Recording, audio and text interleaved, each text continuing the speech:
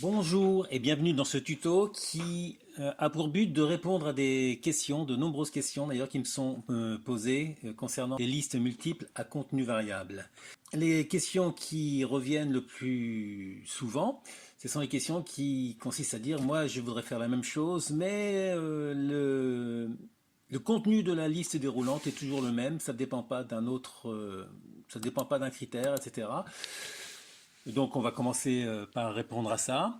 L'autre question consiste à dire, moi mes données elles sont dans le sens horizontal, alors est-ce que ce sont les données ou le tableau par lui-même qui est dans le sens horizontal? On va essayer d'aborder les deux notions en même temps. Voir une troisième question qui dit, moi j'aimerais bien faire la même chose mais dans une seule cellule et pas dans une colonne entière. Donc voilà les trois grandes questions auxquelles je vais tenter de répondre dans ce tuto. Commençons par le début. Donc là, je suis reparti du fichier final que j'avais conçu lorsque j'ai fait le tuto sur les listes multiples à sélection variable. Ça veut dire que je vais remettre le lien en dessous de la description de cette vidéo pour que vous puissiez le retélécharger et repartir de celui-ci. Si vous voulez comprendre comment est conçu le code à l'intérieur de ce tuto, je vous demanderai de vous retourner voir cette vidéo sur les listes multiples à contenu variable. Je mettrai là aussi le lien en commentaire de la vidéo. Donc allons-y. Donc vous vous rappelez, l'idée c'était de dire quand je clique sur une cellule dans la colonne D, j'ai des options qui apparaissent et les options dépendent du choix de ce que je mettais dans la colonne B. Donc là par exemple j'étais AL 8, 10, etc. Et quand je me mettais sur une autre colonne, les options changent et je pouvais choisir les options que je voulais à l'intérieur. Alors ces options sont déterminées dans un tableau qui sont sur la feuille donnée, ici, et qui étaient présentées comme ceci. Donc la première question, ça consiste à dire tout ça, moi par exemple j'en veux pas, mais mes différentes options sont dans une seule colonne. Et ok, on va voir comment adapter le code. Donc je ne refais pas le tuto en entier, je me contente d'adapter le code de cette vidéo-là à la nouvelle situation. Bien, alors le principe, il reste le même, c'est-à-dire qu'on a créé la liste déroulante, ça été fait. Donc tout ce qui se passe, ça va être du côté du code. Donc allons voir du côté du code ce qui se passe. Alors juste avant d'aller voir du côté du code, je vais, pour être clair, à la limite, dire ok, je supprime la colonne B. Si je peux. Ah oui, j'avais mis une protection là-dedans, d'accord. Ok, donc je vais retirer la protection de la feuille. Donc dans révision, ôter la protection de la feuille. Voilà, je mets le mot de passe qui va bien. Je valide. Ah oui, alors si vous avez besoin du mot de passe pour une raison ou pour une autre de votre côté, le mot de passe en question, il est décrit dans le code en clair d'ailleurs, ça doit être Jojo tout simplement. J-O-J-O. Ok, et je vais supprimer bien, avec même ces deux colonnes-là. Supprimer.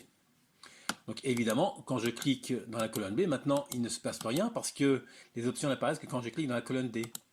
Ok, et uniquement s'il y a quelque chose dans la cellule B2, c'est ce qui avait été défini lors du précédent tuto. Donc là, il faut revoir le code pour adapter le code à cette nouvelle situation. Le code, on va y aller en faisant un petit Alt F11, ou alors en allant dans le VBA, ou avec le bouton droit de la souris sur l'onglet vierge, j'ai demandé à modifier le code, visualiser le code. Voilà, et le code, il se trouve là-dedans. On est dans la partie privée de l'onglet vierge sur laquelle on se trouve actuellement. Donc il y avait eu la définition des différentes variables en haut de modules. Et ensuite, donc, il y avait deux macros privés. La première macro, que se passe-t-il si on modifie les options à l'intérieur de la liste déroulante? Bon, là, a priori, on verra tout à l'heure, mais il ne devrait pas y avoir de modification à effectuer à l'intérieur de cette macro-là. Les modifications apparaissent dans la deuxième partie, c'est-à-dire Private Sub ou Worksheet Selection Change. Quand on modifie la cellule active dans la feuille, qu'est-ce qu'on doit faire? Alors la liste de rôles, vous voyez cette première instruction, if ActiveCell.column égale 4, et c'est là qu'on va déterminer à quel endroit de la feuille de calcul la liste déroulante doit s'afficher. ça doit s'afficher dans la colonne 4 uniquement. Moi, j'ai modifié donc en arrière-plan ici hein, la disposition de la feuille. Ça veut dire que moi, ça doit se passer dans la colonne 2. Donc, je vais simplement dire ici, changer et remplacer le 4 par un 2. Pour afficher la liste déroulante, est-ce qu'il faut que la cellule sur la colonne 2 soit renseignée? Bah ici, non. On va se dire qu'on les renseigne systématiquement. Cette partie-là consiste à dire, va voir si la cellule sur la même ligne est dans la colonne 2 si elle est vide. Si elle est vide, on ne fait rien. On n'affiche pas la liste déroulante et on ressort directement. Si elle n'est pas vide, à ce moment-là, on continue. Ah ben là, je n'ai pas besoin d'aller tester puisque je veux l'afficher systématiquement. Donc je supprime directement cette partie du code. Et ensuite, on dit, voilà, tu vas travailler maintenant avec la liste déroulante. Toutes les options qui permettent de dire c'est une sélection multiple, avec la hauteur, la largeur, enfin bref, les propriétés de base de la liste déroulante. Où est-ce qu'on l'affiche, cette liste déroulante? Donc là, elle s'affiche automatiquement par rapport à la cellule sur laquelle on clique. Donc, il n'y a pas besoin de modifier ça. Ensuite, donc, ce qui apparaît derrière, le i égale, si vous regardez bien, ça se réfère à la feuille donnée. C'est cette instruction-là qui permettait de déterminer à quel endroit de la feuille donnée on allait aller chercher les différentes options. Puisque nous, maintenant, la liste des options est toujours au même endroit, c'est plus la peine de faire varier i. Alors je vais quand même conserver le i histoire de. Alors ce que je vais faire, je duplique cette ligne-là, donc je la sélectionne bien à gauche avec la flèche vers la droite. Je fais un cliquer-glisser avec la souris et avant de relâcher la souris, j'appuie sur la touche CTRL. Ça équivaut à faire un CTRL-C, CTRL-V. Copier-coller. Je vais mettre une apostrophe à gauche de la première ligne pour dire ça, je la mets en commentaire, histoire de conserver cette instruction-là en mémoire au cas où j'aurais envie de revenir dessus et pour ne pas la perdre en quelque sorte. Et à la place de tout ce qu'il y a ici à droite, j'efface ce qu'il y a sur la deuxième ligne à droite. Voilà. Et on lui dit simplement que i égale 0. Parce que quand on regarde la façon dont on gère le i derrière, ça se travaille avec un offset. Par rapport à la cellule A1 sur la feuille donnée, on se dit par rapport à la cellule A1, on fait un décalage d'un certain nombre de colonnes pour savoir où aller chercher les différentes options. Et bien là, en l'occurrence, si on considère que les options sont toujours dans la colonne A, le décalage par rapport à A1, en termes de colonnes, ce sera toujours 0. Il n'y a pas de décalage. Donc je reviens dans mon code. Donc ça veut dire que ici, j'ai mis i égale 0. Et ça veut dire que le reste toujours pareil. Il n'y a pas lieu de changer la suite. Et a priori, ça suffit comme adaptation pour cette première question qui consiste à dire je n'ai que des options qui sont toujours les mêmes et qui ne dépendent pas d'une autre colonne, donc évidemment, et qui ne dépendent pas de savoir si on a renseigné une autre cellule ou autre. Donc voilà les différentes parties qu'il faut utiliser pour adapter. On va quand même vérifier si ça fonctionne. Allons-y, donc je vais de l'autre côté, voilà, si je clique ici, donc là, du coup, j'ai toujours des options 31, 32, 33, je modifie ça, ça se remplit automatiquement. Je vais sur une autre cellule, je suis ici, c'est toujours les mêmes options. Je vais ici, bon là, il ne comprend pas trop ce qui se passe parce que c'est d'autres options qui étaient là précédemment, donc il ne m'affiche rien, et là, je remets ça. Je vais retourner sur notre cellule, là, il me les coche correctement. Donc, pour cette première question, la question est réglée. Un petit détail supplémentaire, toujours concernant cette première question. Vous voyez que j'ai utilisé comme séparateur un tiret haut. Cela a posé problème à un utilisateur parce que dans ces différentes options, ici, il avait des options qui étaient négatives, donc qui commençaient par un signe moins. Et évidemment, pour le coup, ce n'était pas une bonne idée d'avoir choisi comme séparateur le tiret. Donc, pour modifier ça, qu'est-ce qu'il faut faire? Bah, simplement, on va lui dire, dans la liste déroulante, plutôt que de mettre des tirets, je vais mettre par exemple un point-virgule.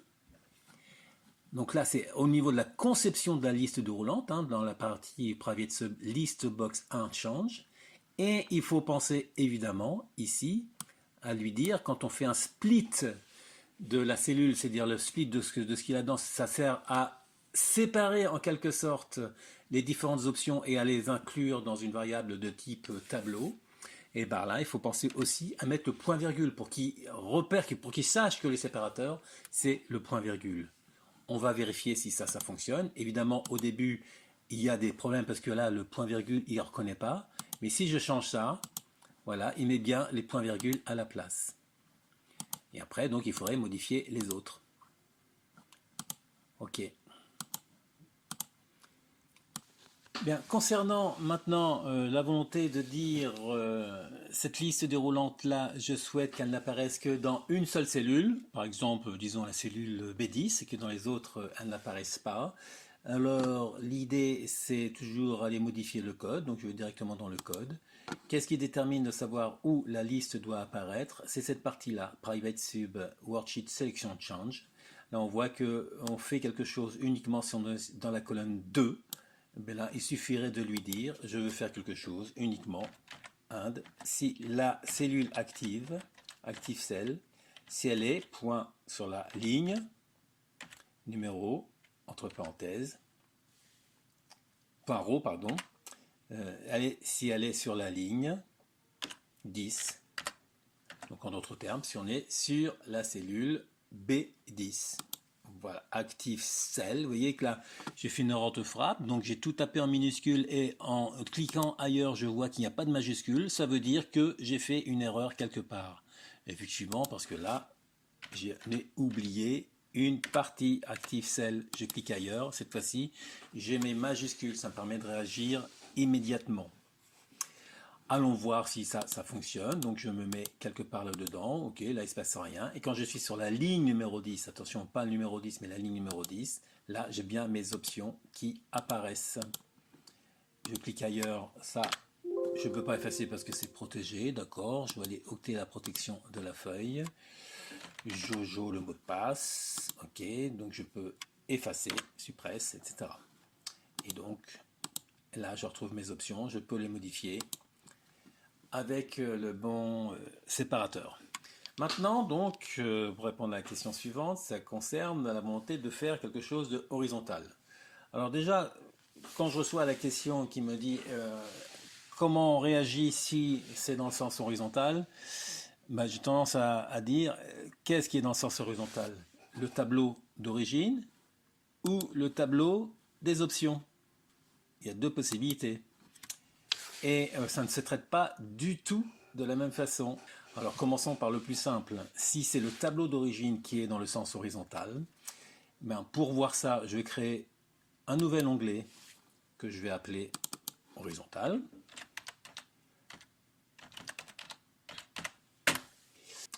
Je vais faire un tableau dedans, K1, etc. Et à partir de K1, je vais faire automatiquement K2, K12, K12, etc.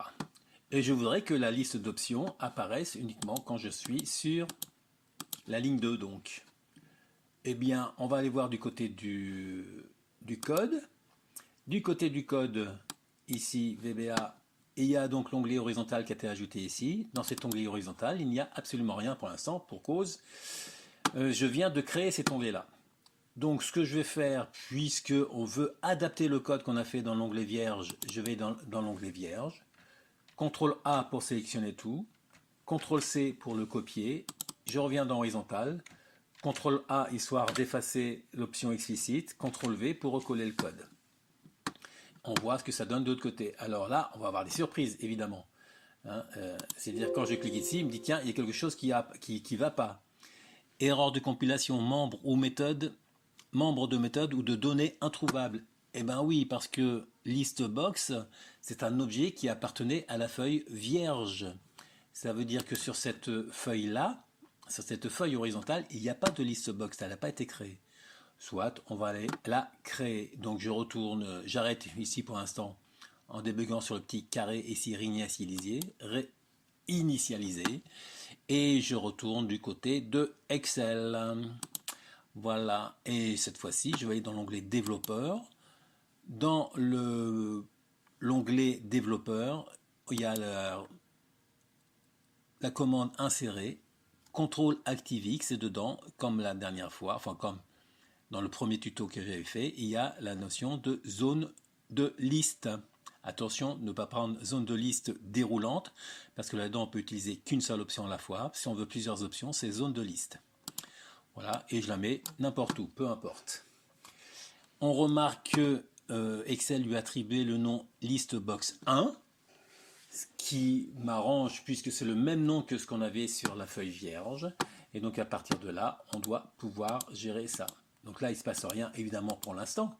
C'est normal, parce que on en est resté à l'idée que la liste déroulante ne doit s'afficher que dans la colonne B10. Donc quand je viens sur B10, pardon, il ne se passe rien. Et voilà, à chaque fois, je me fais avoir. Quand on crée cette liste déroulante ici, Excel se met en mode création. Mode création, c'est vraiment pour gérer les objets. C'est-à-dire, tant qu'on fait ça, en quelque sorte, les macros ne sont pas exécutés. Donc, il faut désactiver le mode création pour voir ce qui se passe. Donc là, ok, la liste déroulante disparaît. Et quand je mets sur la cellule B10, elle réapparaît avec les différentes options. C'est-à-dire que dans la cellule B10, je peux reprendre la même logique que ce que j'avais de l'autre côté.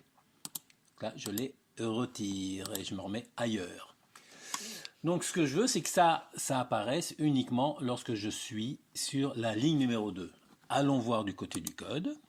Donc, on est bien dans l'onglet, dans la feuille horizontale ici. Ben, pour que ça se déroule n'importe où sur la ligne numéro 2, et bien à la place de tout ça, ici, le test, c'est si ActiveCell.row égale 2. Pour l'instant, je garde la logique des options verticales telles qu'elles ont été définies précédemment. Et quand je reviens de côté, voilà, je me retrouve avec les différentes options que je peux gérer. Ici, voilà. Donc évidemment, si je veux quelque chose de plus clair là-dedans, dans la ligne numéro 2, je vais aller dans l'onglet Home d'abord, peut-être retirer la protection de la feuille, Jojo.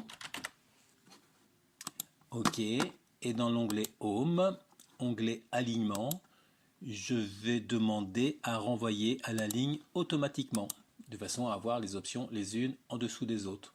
Bon, après, une question d'agencement, c'est vrai que j'ai mis ici dans le code uniquement le séparateur en point-virgule. Il faudrait penser à faire des retours à la ligne si on veut des options plutôt les unes en dessous des autres. On peut essayer de le faire d'ailleurs, voir un petit peu ce que ça donnerait. Est-ce que ça va fonctionner correctement, ça ? J'ai un doute, mais on va essayer. Ça veut dire que le séparateur, où est-ce qu'il est, ce séparateur, à la place de mettre ça,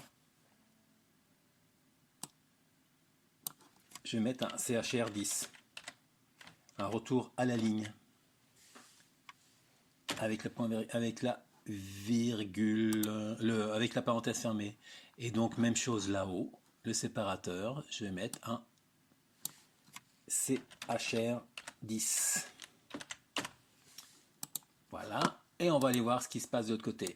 Donc ici, je mets mes options, et cette fois-ci, les options se mettent les unes au-dessus des autres. Donc je vais recorriger ça, histoire que ce soit plus propre. Voilà, et quand je reviens ici, 33, 34, 35, c'est bon, 31, 32, 34. Voilà, c'est peut-être encore plus propre que le séparateur traditionnel. Ensuite, pour les options qui sont disposées dans le sens vertical et un tableau horizontal, la question est réglée, me semble-t-il. Maintenant, si vous voulez que les options soient disposées dans le sens horizontal, n'avoir par exemple que les options 31, 41, 61, etc., là, c'est beaucoup plus complexe parce que lorsqu'on demande à Excel de faire ce genre de choses, Excel, ici au niveau des listebox.list et des plages de cellules à l'intérieur d'une feuille de calcul, Excel ne sait traiter que dans le sens vertical. Sauf erreur de ma part. Que c'est parti pour les options dans le sens horizontal, ce qui veut dire que quand je clique sur une cellule là-dedans, je veux ne voir apparaître que, par exemple, ici, on va dire la première ligne d'options et non pas la première colonne. Allons-y, je vais côté VBA pour adapter le code. Cette fois-ci, les options sont dans le sens horizontal. Donc, quelque part, l'idée, c'est de lui dire, je pars ici d'une certaine cellule à partir de là, avec un offset de décalage. Donc, pour aller chercher l'option sur la deuxième ligne, on est bien avec une option de 1. Un décalage de 0, i est égal à 0. Donc, on va bien chercher sur la première colonne. Et ensuite, on va chercher la deuxième valeur avec un décalage de, avec un décalage de 1 pour être sur la deuxième ligne. Même chose ici d'ailleurs au passage, hein, sur le principe. Et puis je vais non pas vers la gauche, mais vers la droite. XL to right. Alors je tape to en minuscule, et quand je change de ligne ici, je vois bien qu'il met les majuscules tout seul. Quand on est dans le sens vertical, c'est directement XL down, XL up. Quand on est dans le sens horizontal, c'est XL to right et XL to left. Ne me demandez pas pourquoi, il doit y avoir une logique peut-être quelque part qui m'échappe. Ensuite, donc, la deuxième partie, dans le else, même principe. Donc, on démarre avec un offset de 1 ici, ça me va bien. Un offset de 1 et on va dans le sens horizontal, XL to right. Et au lieu d'aller dans le sens vertical, on va dans le sens horizontal. Je change de ligne, il me met les majuscules, tout va bien. Sauf que j'ai dit tout à l'heure que quand on gère des listes comme ça, Excel ne sait gérer que des listes dans le sens vertical. Or là, on est dans le sens horizontal.